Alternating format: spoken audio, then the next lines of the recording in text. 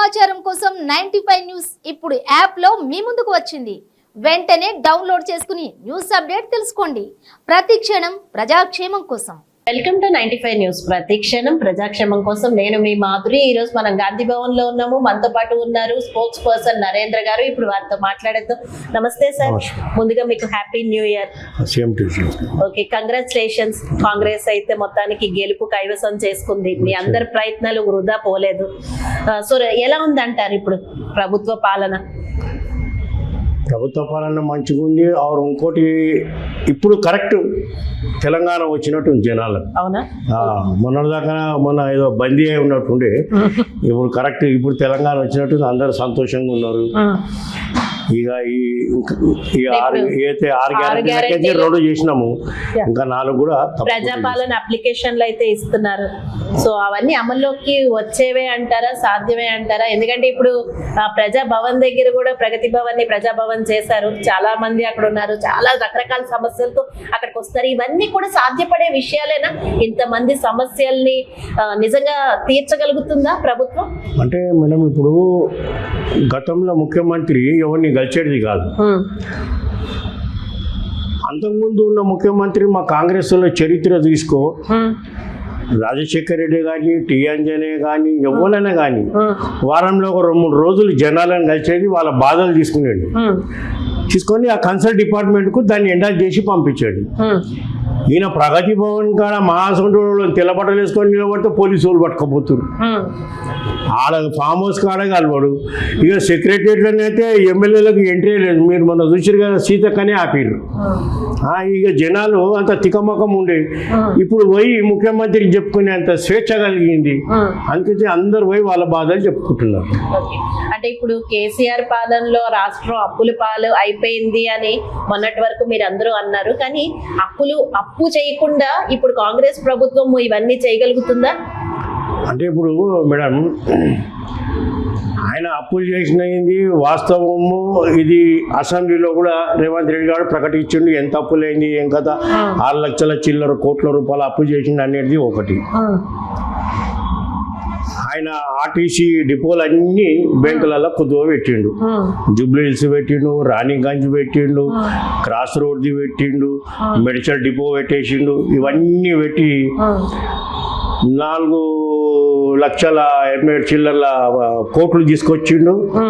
అంతా అప్పుల పాలు చేసి కూర్చున్నాడు మమ్మల్ని. విన్నావా? అయితే ఇప్పుడు దానికి ఎట్లా చేయాలి ఏందనేది ఆర్బీఐ ఎక్స్ గవర్నరు పెద్ద వాళ్ళు ఎక్స్పోర్ట్లు కూర్చున్నారు. మళ్ళీ ఇంకో 2-3 సిట్టింగ్లో అది క్లియర్ అవుతుంది. ఎట్లా నడపాలనేది కూడా దాని మీద తీసుకుంటారు. అట్లేం లేదు, ఎటువైపు ప్రజల మీద భారం పడకుండా దాన్ని ఇచ్చేస్తారు. అంటే ఇప్పుడు మీరు ఎన్ని వరాలు ఇచ్చినా సరే, ఇప్పుడు 6 వరాలు ఇచ్చినా సరే, ఎందుకు గ్రేటర్ హైదరాబాద్ లో రాలేదంటారు కాంగ్రెస్? గ్రేటర్ హైదరాబాద్ మేడం మనము ఏదైతే కొద్దిగా టికెట్లు ఇచ్చడం కూడా నాన్ కాన్స్టిట్యూన్సీలో కూడా కొన్ని ఇచ్చడం జరిగింది.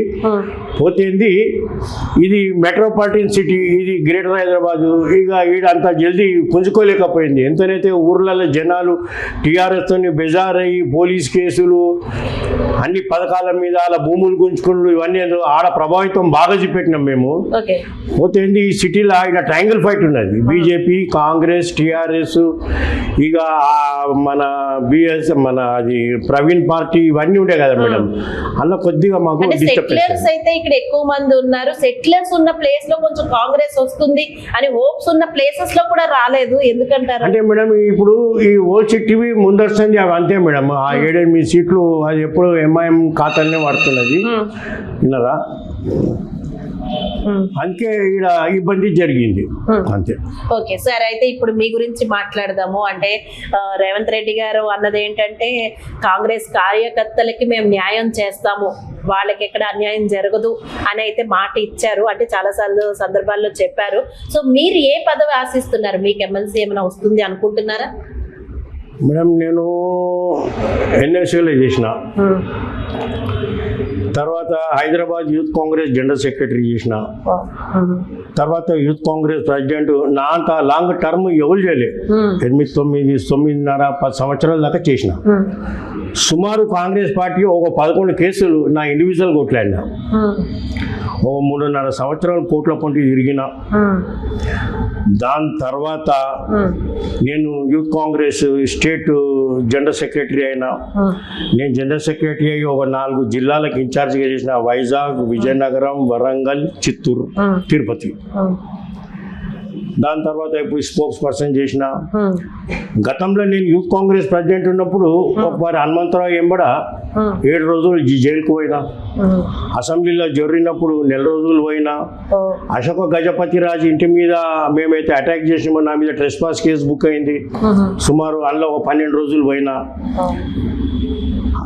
ఒకసారి సీఎం ఎన్టీ రామారావు ఇంట్లో అంటే జొర్రినాం.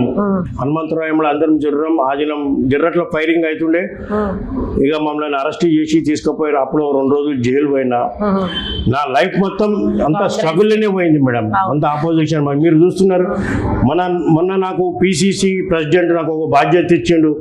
ఆ బాధ్యత కూడా నేను ఫుల్ ఫీల్ చేస్తున్నా. ఇప్పటికైనా టీఆర్ఎస్ వాళ్ళు కౌరవం మొంగలే ఇంకా కాలేదు. వాళ్ళ మీద ఇంకా నా దాడులు జరుగుతూనే ఉన్నాయి. విన్నారా? అయితే మొన్న రేవంత్ రెడ్డి కూడా అన్నారు, సీఎం గారు ఏమన్నారంటే, ఎవరైతే కష్టపడుతుర్రో నేను వాళ్ళందరినీ చూస్తున్నా, నేను వాళ్ళకి తప్పకుండా న్యాయం చేస్తా అంటున్నా చెప్పిండు. మేడం నేనైతే ఇప్పుడు ఎమ్మెల్సీకి ఆశిస్తున్నా మేడం. నేను ఒక వీకర్ సెక్షన్ కులంకి చెందినోని, బీసీ. నేను హైదరాబాద్లో నేను ఇన్ని సంవత్సరాల ప్రెసిడెంట్. నా లైఫ్ మొత్తం హైదరాబాద్లో పోయింది. నన్ను గుర్తుపట్టడం లేడు తెలంగాణలో. విన్నారా మేడం?